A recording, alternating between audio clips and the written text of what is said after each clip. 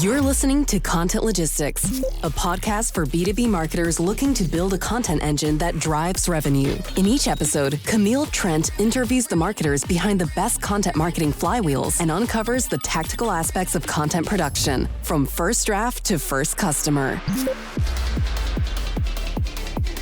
Welcome to another episode of Content Logistics. I'm your host, Camille Trent, and this episode is brought to you by my good friends, Tristan and Justin, over at Motion. If you don't know by now, they are a full stack podcasting agency. They're responsible for the production of this show. So if you like this show, you want a show similar to this, or you want a show that's completely different for that, I'm not offended. They're the guys to talk to. Today, our guest is a good friend, author, thought leadership expert, Diego Pineda. He is the content community manager over at Dooley. I wanted to bring him on to walk through the logistics of writing your first business book. Hey, Diego, good to see you again. Good to see you too. So for anyone who doesn't know that's listening, Diego and I worked together at Dooley, so former coworkers and current friends, as I like to say.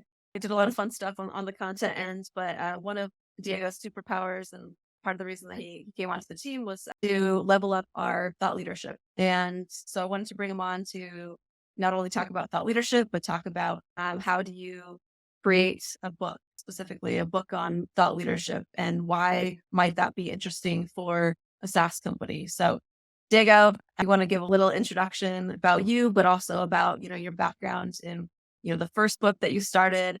You've written some nonfiction books and you've written fiction books, and you're at about 15, I think now. So talk about just how you got into that and some of the frameworks that you started putting behind it when you brought us into the business world. Yeah, I'd love to do that. So I've been writing books for a long time. I guess I started my first novel I wrote when I was in high school. I wrote a few books when I started working professionally. When I was a science writer at the University of Texas, I co-authored a book, Medical Doctor, on infectious diseases and vaccine. Then wrote a book on medical writing, moved into fiction, a few novels as well. And in the last few years, been interested in the topic of thought leadership. So I guess a little over a year ago, I decided, there's a gap in the market, especially for thought leadership. Like, you have to be someone to become a thought leader. Like, you have to be a big time CEO, a celebrity, or a PhD, or a professor at Harvard, or something like that. But what about the rest of the people? What a pro, like a marketing pro or a sales pro, or just an entrepreneur who wanted to become a thought leader? What steps? So I started working on that, and I came up with a framework called the Solo Thought Leadership, and the steps to become a thought leader in your niche, to become the go-to expert in your niche. So that's part of what we can talk about today. You have to build frameworks. You have to lay the foundation for any thought leadership book.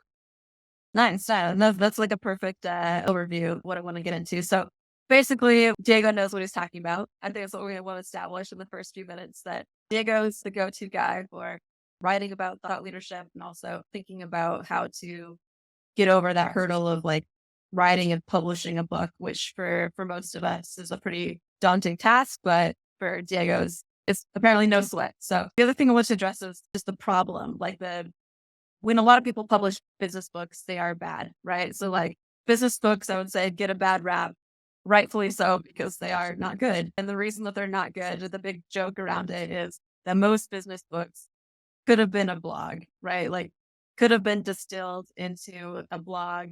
There's about 3,000 words that are really useful, and then a lot of blah. And then you're just kind of mad that you spent hours reading a book, that you could have gotten the same information from in a 5-minute blog, right?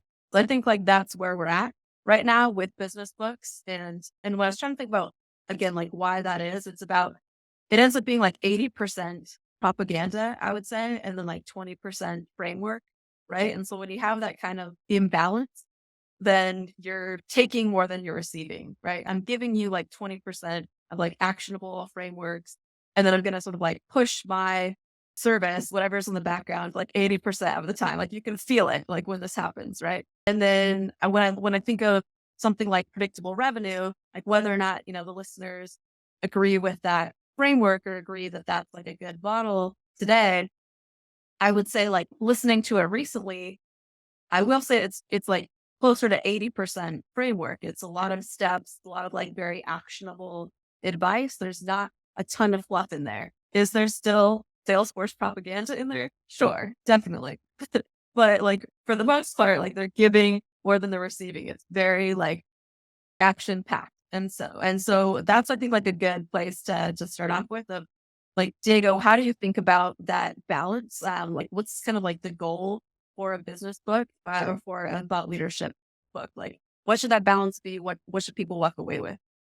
So there are a few things that we have to look at. So you mentioned that some books could have been a blog.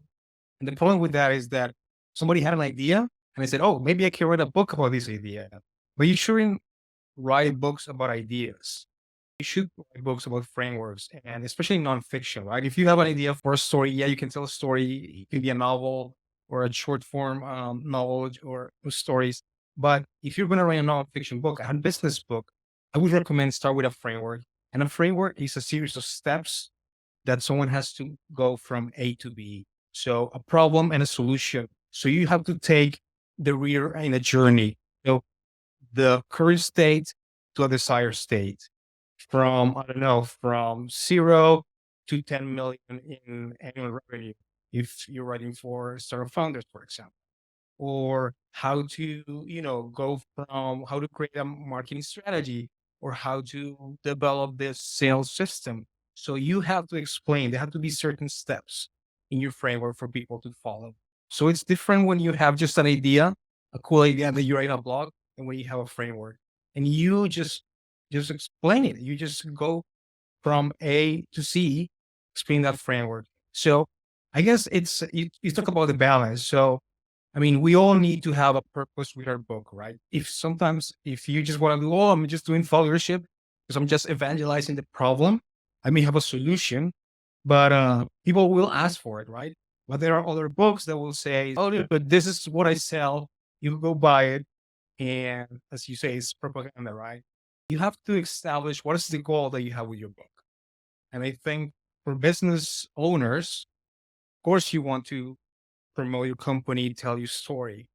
But if you sell the solution for the market, I think it's more credible than just saying, hey, buy this.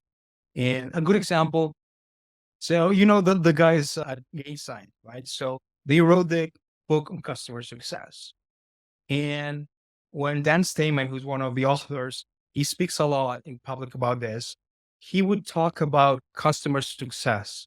He wouldn't talk about the insight or the software or the solution, but he would just preach the problem and what to do. And people would ask him questions and then they would approach him or they would know he's from Gainsight and they would look at the solution.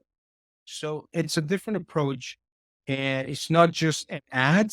It's not just a 300-page ad in book format, but it's actually content teaching you something valuable.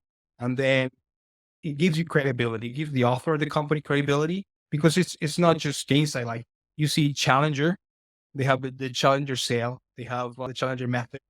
And I've been talking to people at companies who've written books like Ethan at Bomb, a lot of people, like they said, this is like, it's hard. It's a huge investment, but giving away a book is more valuable than just giving away a free ebook or invitation to a webinar. And even salespeople are using those books just to establish authority and credibility. Like these guys are the go-to expert. Inside, they're the guys who know about customer success because they wrote the book. So it just gets your marketing to another level. Yeah, no, there's a lot of gold in there. So I want to like make sure that I understood it. So one, like what I heard from you was you need to figure out what you want to be known for, right? So for Gainsight, that was customer success. Like we want to be the go-to leaders, right? Like the solo thought leaders, right? On this. And then framework, right? Like you actually have to have something to teach, right? Like you can't just say, we love customer success, right? Like that's not a book. You have to have, hey, like and backing up a little bit, I think there's the middle step of the problem, right? So there's the old way, there's the problem in the market, and there's always, whether or not you think you have a framework or you think you have a point of view, you do because you created a software, for a reason, right? Or you created this framework for a reason, right? And so if you talk to your founder and ask them about their story, they'll have a story. And it's usually, hey, I worked in this industry. I saw this problem. It was really frustrating. And so then I created a better solution, right? And so they'll have the problem. You have like this problem set up. You could go into the data. You can look at a macro scale, micro scale, which is that story level. They personally saw it. And so you feel that problem. And then you go into that. Okay, so I started working on like my own solution, and it might have been on a small scale at first, right? They worked on the solution as, the head of customer success, or maybe just a customer success manager, start putting together like a new way of doing things. And then they evolved that, into a more like systematic, automatic like approach with software, right? And so taking people on basically the same journey that you went through, right? And so when you were talking, I was like, I know there's going to be feedback of people saying, I don't have a point of view.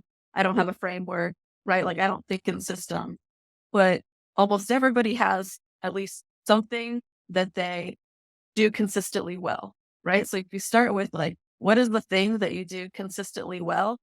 And what framework like did you use to get that consistency? Because if you think about like diet books, which follow that same format of a business book, like here's a step-by-step process that you can use to lose weight, right? If we simplify it to that was the thing that got the person consistent, right? Like it's not that everybody knows that you need to eat less food, right? And exercise more. That's, the basic principle, but it's like, no, what's the step-by-step like framework so that I can do this every day, be consistent? And that's usually the difference is like being able to do something well one day versus doing something well as a process, like doing customer success well isn't just nailing the onboarding session, right? It's not like the first day, nailed the onboarding, no more customer success needed. It's like, how do we keep this up so we can consistently retain customers? And so that's what I got from it was, figure out what you want to be known for, identify the problem, and then present the new way as a framework. And I know you specifically have developed a framework for frameworks, if I will, a framework for thought leadership framework. So I'll let you go into that, but anything that I missed kind of in that recap? I think you got it right. Everything that you said is good because as every thought leader would say, or category designer would test, is that you have to start with a problem and then you have the old solution and then the new solution. And you come right from the side saying, wait, you think you're looking for this solution, but this one's better. And this is why. And this is the framework I have to explain why this solution is better. Yeah, exactly. Because you probably started out with the old way too, right? So there's like an emotional attachment, especially if it's the person who experienced the pain that is the thought leader, right? Or that is the expert. It's like, look, I know what you're doing. I know the way that you're doing it. I was doing it that same way. And now like I've been iterating on it, and here's my like superior kind of framework, right? So I think that the framework method you came up with is frame, correct me if I'm wrong, but you want to just kind of walk people through like the different steps of frame and how that helps you develop your point of view and put together thought leadership. So frame stands for find, research, analyze, map, and explain. So first you go with the F, find what's the idea I'm going to develop into a framework. So of all the topics, maybe your company or you as a marketer or as a salesperson you work with, okay, this is the idea. So now I'm going to do some research. What's out there? What are people talking about it? Maybe you have to read some book. Maybe you have to interview some people and talk about it. So what are people already talking about? What are the existing frameworks for this topic or for this idea? And then you're going to analyze that. Then you're going to say, okay, what's working? What's not working? And you're going to give it your own angle. What can you do different from your experience? What can you add? And you maybe take notes and you say, okay, maybe this works, maybe this doesn't. And then you start mapping out, that's the M. You start mapping out graphically, maybe on a board on Miro or pen on paper, and you start drawing, okay, these are the steps. This is how you go from A to B. This is how you go across this mountain. That's the problem to get to the other side. And then you explain the E. You just write it down step by step. And the good thing and the best thing about reading a book about your framework is that it forces you to think through how to explain this in a way that makes sense. Because sometimes people will have these great ideas and they're all scattered all over the place. Like, oh, I have 9 months worth of podcast episodes, my framework. Well, who's going to listen to that? Right. But if you have it in your book, okay, here's how you go step by step and you do it. So for instance, I found this idea of thought leadership. So now I'm writing thought leadership, but I found this idea of, okay, this is what I want to write about. And I read the books, I did the research, and then I analyzed. And what I found is, what I mentioned before is, you have to be someone to become a thought leader. Here there's a gap. So I started from my own experience and from my research and interviewing other people, like practitioners of thought leadership. I came up with a new framework. I put it in a way that's understandable, and then I wrote it down and explained it in my book. And it's 7 steps, from solopreneur to go to expert in 7 steps. That's the subtitle of the book. So you have to research, you have to analyze, you have to map it out, and then you have to explain it. And the questions that you ask, it's what's an old way that people are doing things that they need to have a mindset shift to a new way of solving their problems? What are the mistakes that people are making that are perpetuating their problems and not allowing them to find a solution? Or what are the steps that people need to follow to actually get the place where they want to be? Maybe it's something that you've already done. So if it's something that you've already done, then just reverse engineer. Okay, this is what I did to get my company to X million in revenue. And I just go back. What needed to happen before? What did I do before? What did I do before? Then you have your framework. So if it is something you already did, then you explain it. If it's already something, maybe it's a process. Maybe you want to explain, how do you launch a sales campaign or marketing campaign? You want to explain that. So, okay, I do this every month, or I do this every quarter. So just take notes of what you do and then write it out, and that's your framework. But maybe it's something like I did. It's something that's not something that you do already, but you want to create something. So that's when you go on to all this research and say, okay, where are the gaps? What's a different future? And I think sometimes what founders do is they have to question everything. And I'll give you an example. You take a best practice or a dogma in your industry, and you ask, in what cases or what scenarios this would not be true? And let's say one of the dogmas we have in sales and marketing is you have to be customer centric. And I asked myself once, is there a moment, or is there a case when I shouldn't be customer centric? And then I start thinking about, category creation. What if you're coming up with something new that people don't know exists? You're trying to solve a problem that people don't know they have. Well, if you're customer centric, you will never go that route because they don't know it exists. You have to educate them about this new problem that they don't know they have, but it's going to make their lives better or their businesses better. In that case, you have to be mission centric. You have a mission as a category designer, as a thought leader, to change the industry, to change certain practices. So in that case, you shouldn't be customer centric. You should be more mission centric. So those are ways to come up with new ideas, frameworks. It's just trying to question everything and looking at what works and what doesn't work, and new solutions for the problems that your customers have. Yeah. No, I think that's great. So there's like two things that I want to touch on. You mentioned podcast. So, that's like a hot term right now. A lot of people do podcasts, a lot of people posting on social, right? And so I do want to get into later, like, how do you take things that people are already doing and back that into a book, right? And make it a little bit like more manageable. Because again, like, you probably have written out pieces of the framework, right? So it's easier to start from something than to start from scratch. So there's that piece of it. And then the other thing before I forget is at the end there, when you're talking about the example of customer centric, and I think that bleeds into what we're talking about here with thought leadership, is it reminds me of like Steve Jobs. This is kind of like his point of view, is that the customer doesn't always know what's best or doesn't always know what they want. And you sometimes find that with research, with customer research, you can't always like define exactly what they want. They just sometimes know that they want it to be different, right? And so you do need to like, keep going back to the customer and making sure it's,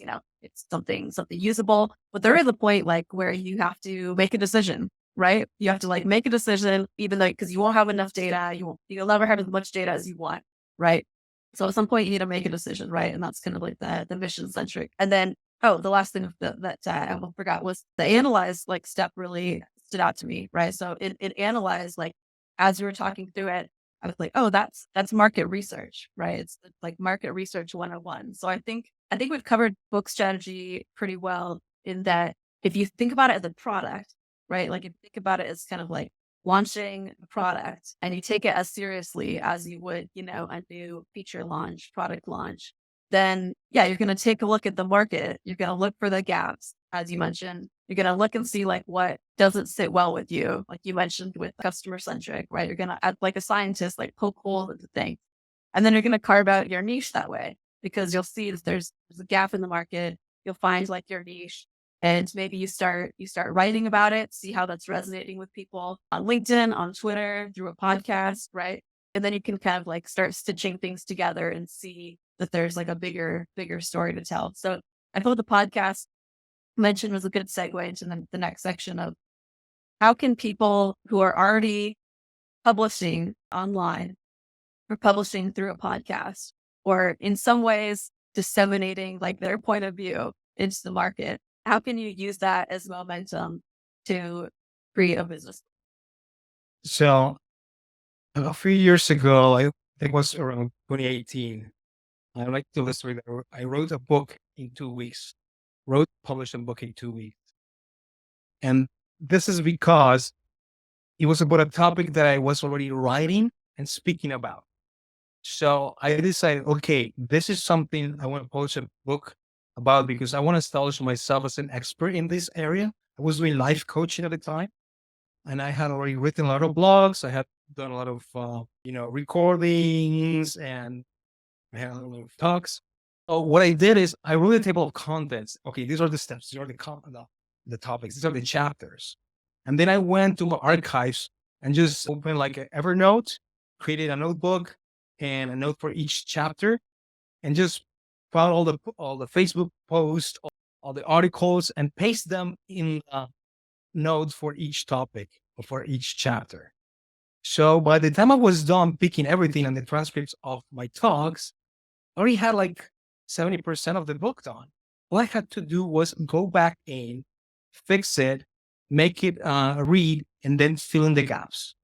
So if I had some gaps, I would write that. Other than that, I already had some.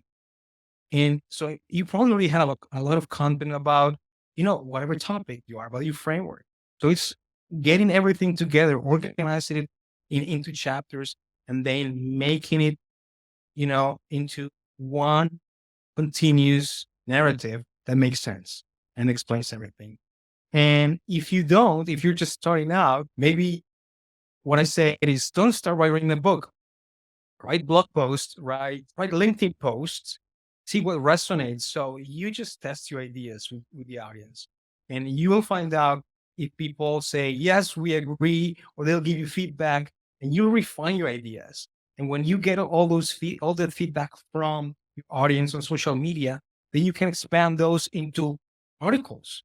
And then that's going to make you think about that topic a little more deeper. You expand on it.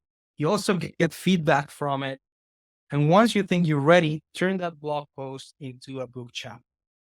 So you start with a LinkedIn post to a blog post to a book chapter or a newsletter. So what I do, for instance, I have a weekly newsletter, and sometimes I know, okay, I'm writing this book. I'm going to write a newsletter issue about this, and then I'm going to post about it on LinkedIn and get feedback from people. Like that people, I say, hey, what do you think about this? And I get some feedback. And that's eventually going to end up in my new book. So that's how you build in public. You get this feedback loop constantly where you're refining your ideas with your audience. And that's the great thing, because by the end of the day, you know if your book is going to resonate with people or not, because you've already been testing your ideas. And the people who have given you feedback, they know what you're working on. They know what you're talking about, your framework. And when your book comes out, they're going to say, okay, I'm going to buy it or you're going to promote it because I know that your ideas are good. So it's part of just building public, doing marketing before you actually launch the product, and also creating new followership.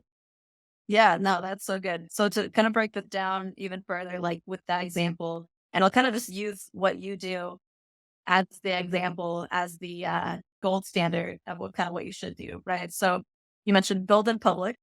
So, you're constantly posting on LinkedIn, right? And posting your ideas and getting that feedback loop, right? But then you also have what I would call like the forcing function of blog and newsletter, right? And so I don't know, your exact cadence for it, but let's say weekly, right? Like weekly for a newsletter is typically what people do.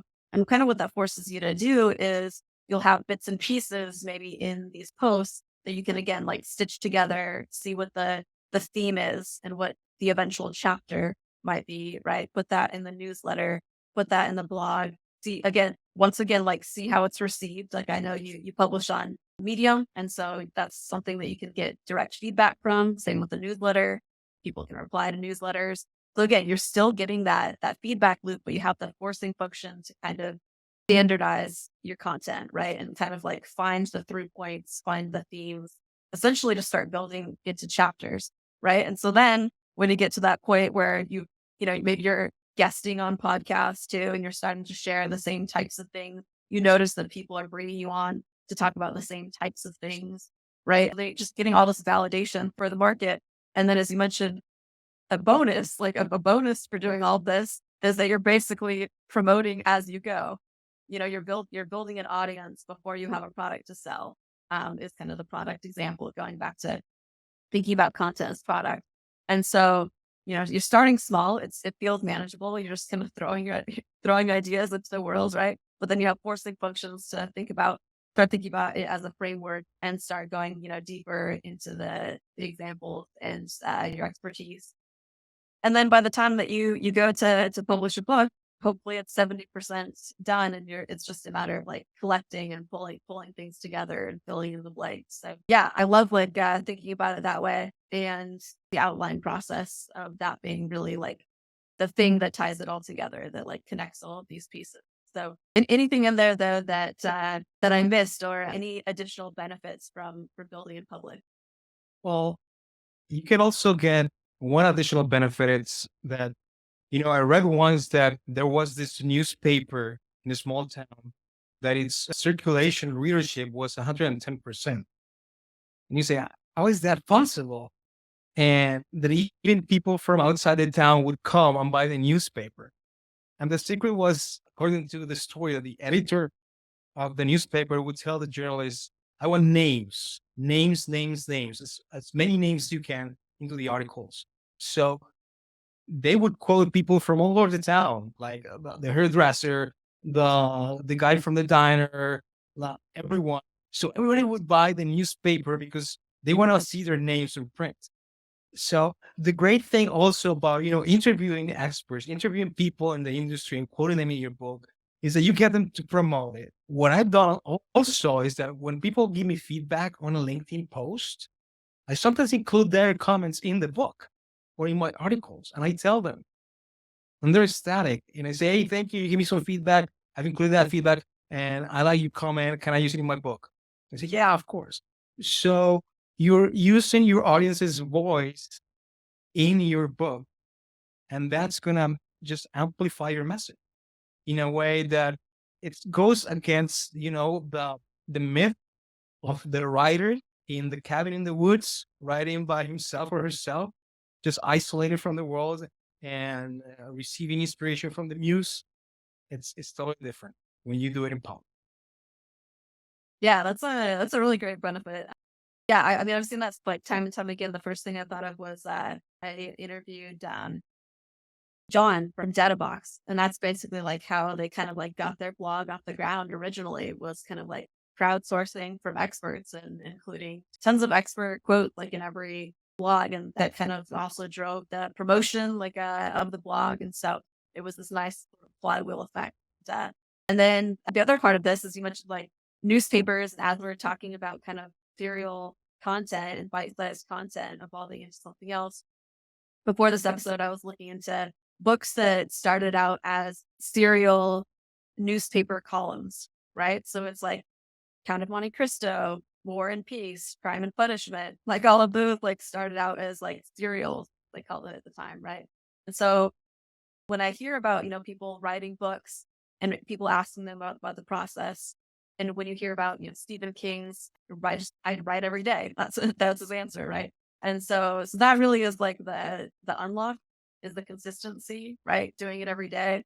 And now we're coming full circle of you're developing a framework that shares how you're consistent in one part of your life, right? To do something really well, but then applying that same type of framework, right? To book writing, essentially, right? Of just being consistent, taking the things that you already know, taking the time, patience to outline it, to plug and play. And then it's the 30% rather than like the 100% because you're already 70% of the way there. Okay. So we got into like, so much of the strategy. So I'll start getting nitty gritty about like how to actually get this done. So the logistics of writing a thought leadership business book. So one thing that I didn't totally ask yet was timing. So when is like the right time to launch something like this? Like, do you need some other things in place for your business to start to think about having this as a dimension of your content strategy? So that's the question of the chicken and the egg, right? So what comes first? And I think you can go both ways. You can have a business and then you write a book and to help you promote the business, or you can write a book and build a business from the ideas on your book. And I would say you can do it both ways. Like I started writing a book, like when I wrote the solo thought leader book, I didn't have a business.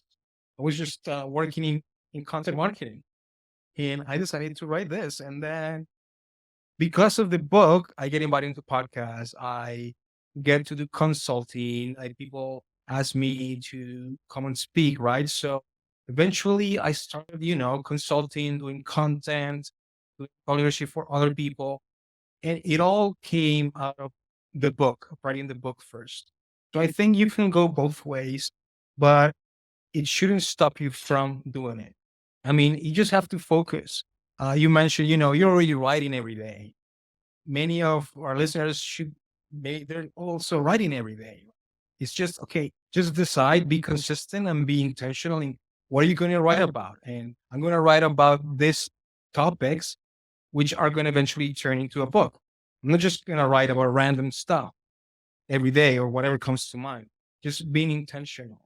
And go back to what we talked about. What is your goal? What do you want the book to do for you or your business? And I was talking to a guy named James Church. He's in it from England. And he uses his book as a lead generation asset. And he figured out that he can get a client, and this is a high ticket client. For every 70 copies of his book, of the book that he gives away, he gets one client. And he says, it's my BDR. So he doesn't have salespeople. He just has his book. He gives it away. And the book is selling for him. So he's getting clients just by giving his book away because people read it and they say, oh, this is what you do. I want you to help me do this. So he helps entrepreneurs get VC funding. And he has a framework for, getting funded by VCs. And that's what the book is about. And that's what his company is about. So it's finding out, okay, this is what I want. So have that in place, a goal where you want the book to do for you. And then just focus and write it. And if you already have your business, then, okay, how can I use the book to build and grow my business even further and establish you as the go-to expert in the industry? Yeah, I mean that it makes perfect sense with just the premise of content marketing in general, right? Like most content marketers listening to this will believe that if you help people, like that it will help you, like eventually, right? Like you don't exactly know how, but you know that when you help people, when you help them be better at their job, like applying this to B2B content marketing, that even though it may kind of like go against like what you think is correct of, hey, if I give away this stuff, they're not going to pay for it, right? Like I just gave away my expertise. Like, why are they going to come to me as a consultant?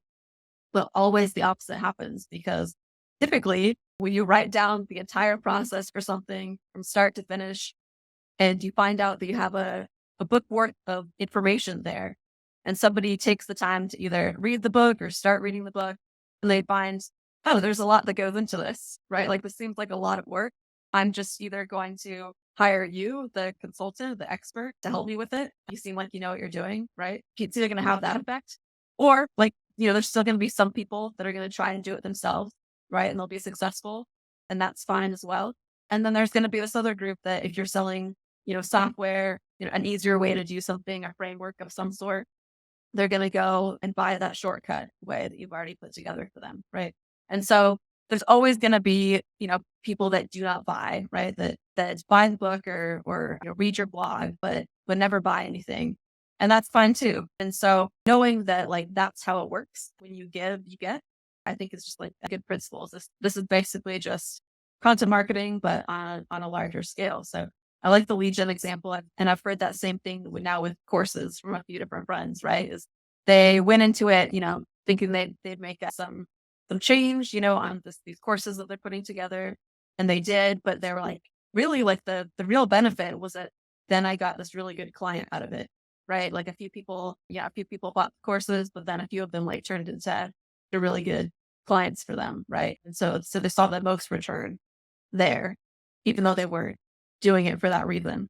So it's almost always when you do it for the right reasons and you are just trying to educate, right? And you're just very thorough about it and take the time to write an entire book, being that thorough about it, it's probably going to come back around to you.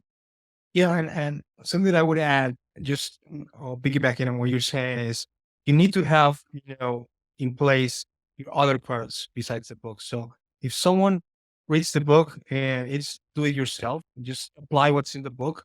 But if someone wants help, then you have the product. You have either I'll do it with you or I do it for you parts of the equation. And I call this the book ecosystem. Actually, my new book is about the book ecosystem. So how do you use a book to build your business? You start with a book, but then you have lead generation assets. You have low cost products like online courses or digital products. You have your main offering, which is what your business offers.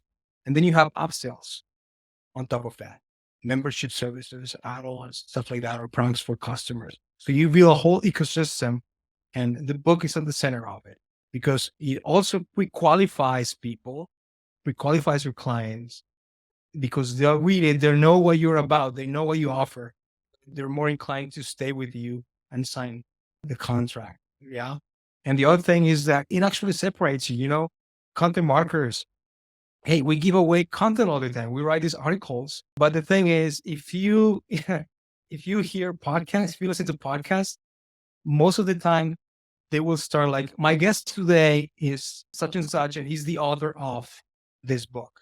You never hear, my guest today is the author of this blog post. It puts you on a different level of expertise and credibility.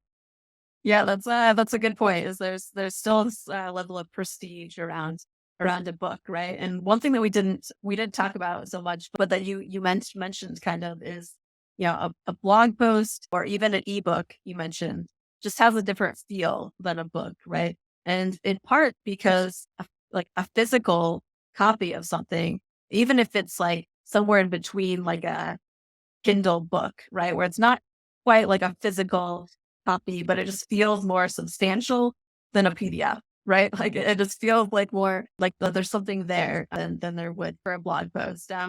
In part just because there's less of them, right? There's less books probably than there are blog posts in the world, right? But also thinking about in the strategy of distribution, whether or not a hard copy makes sense, because there is something about just feeling and seeing something and like seeing how many pages there are. And there's a reason that, marketers mock up a little book like in their ebook pages, right? To make it feel substantial. So any thoughts on that? Because I think this is getting into the distribution part of it, right? Like how to launch a book, promote the book, and whether or not you should actually print hard copies of it. I think so. I also came up, I love frameworks. So I also have a framework for, I call it the 4x3 self-publishing method for publishing a book. But talking about distribution, I think you should have it in as many formats as you want. I did a survey once on LinkedIn. What format do people prefer? Ebooks, print copy, audiobooks, etc. And people are all over the place. Like there's some people who say, "Oh, I love just smelling and touching a physical book." Other people say, "Oh no, I just like ebooks on my Kindle. They're too practical. I don't have to turn pages. They're always there. I can carry them with me." And other people say, "Oh, I don't like to read, but I love to listen to audiobooks." So I think you should always have it in every single format available. Just out there, ebook is the easiest, right? We just write it and then we convert it to PDF and okay, here we go. But you reach more people and a larger audience when you do it in these different formats and takes more time. An audiobook, for example, is more expensive to create, but I think it's worth it, especially if you want to amplify your ideas and you want your ideas to be cemented out there and in public. You have to release them in different formats. And in terms of, releasing and launching a book, there are many strategies, but I would say what you need to do is you have to create, as I said, building public and and have your street team, which is a bunch of readers who will read your book before it releases and will commit to promote it, to give you reviews, to post Amazon reviews when the book comes out and to post about it and just make a lot of noise. So just create buzz around the book before it launches. Make a lot of noise about the book, publish about it, a lot about it. And and because it's thought leadership and you want to you want to take a stand, maybe a bit controversial, not just for the sake of controversy, but because you're taking a stand. Because when you take a stand, people know whether they want to follow you or not. And that's important. And I like to say that just regular content creators would say, oh, here are the pros and the cons of this. A thought leader would say, this is what I think. It's not pros and cons. This is what I think. You should do this, not that. And that lets people decide whether they agree or not, whether they're going to be your followers or not. And that's a good thing because you don't want to just attract people. You want to repel those who don't resonate with your message because you have a stand, you have a position. That's what makes thought leadership interesting. It's, something, this is what I think the future should be. This is what the best solution should be. This is the new way of doing things. And you pick an enemy, which is the old way of doing things, right? So create that, get incentives for people to buy the book. Like when I launched my book back in March, I had some video recordings of the people who were interviewed for the book. And I said, if you buy the book on launch day, you get VIP access. You send me the receipt of the book when you bought it, and I'll send you a link to all these videos, like 3 hour worth of interviews. So he's giving people incentives to buy. And I mean, there's a lot of things we can talk about marketing, but the most important thing about launching a book is creating your team, having a team of people who will help you promote it and launch it, have all these pre-release reviews as well. Yeah, I mean, that's a really nice wrap up. Like I had a couple other small things, but I'd rather just wrap it up on that because I think that was a good mic drop. Is like the thing that applied to me or that I was thinking about was a motto lately has been like stop hedging, right? So I think that's essentially like what you're saying, right? Take a stand, like stop hedging, and whether that's like you're hedging on writing a book because it's easier to post, it's easier to do the blog post, right? And you just never get to the big thing. Or you're hedging on your point of view of something because you don't feel confident enough in it. Like you can, go back to the framework and do the research and analyze and basically double check some of your thinking. And that'll either like reinforce your thoughts on something or they like redefine how you think about something. And, the more knowledge that you have on something, like the more you evolve, like we're not finite people. So I think when I realized like, oh, I can evolve, I can change my mind on things, right? Like it could vary slightly. But if you've done the research and you've analyzed and you've kind of like carved out that place that you really have an opinion on and that you feel like you can talk about for a few hundred pages, then it's just about not getting in your way and not hedging. So that's the main thing that I feel like I've learned from you and learned from the way that you go about content marketing and go about publishing. But last thing I like to end on is what advice would you give someone who's either hedging or hedging, but they don't realize that they're hedging, or just doesn't feel like they could ever be someone who publishes a book? I would say just do it. Just go for it. I mean, there's nothing to lose if you just start writing a book. I think we're just stuck in our mind. And I would tell people, I wrote my first book when I was 15 and I was clueless. So if a clueless 15-year-old could do it, I mean, you probably can. I'm pretty sure you can. It's just getting out of your mind and thinking it's very difficult. And things are not difficult. You just need a system. So just find what works for you. I have articles. I have an online course where I help people write their books. But I just say, do whatever works for you. Do you like to write blog posts or social media posts? Start doing that. Or just if you do a podcast, just interview people for your podcast that are going to be the basis for your book. Then use the transcripts, right? There's so many ways of accomplishing, of getting to that goal. Just try what works for you and do what you enjoy. And one day, without you expecting it, you find out you have 70-80% of the book already done. Perfect. Okay. So where can people, one, find you, and then two, find your books about books?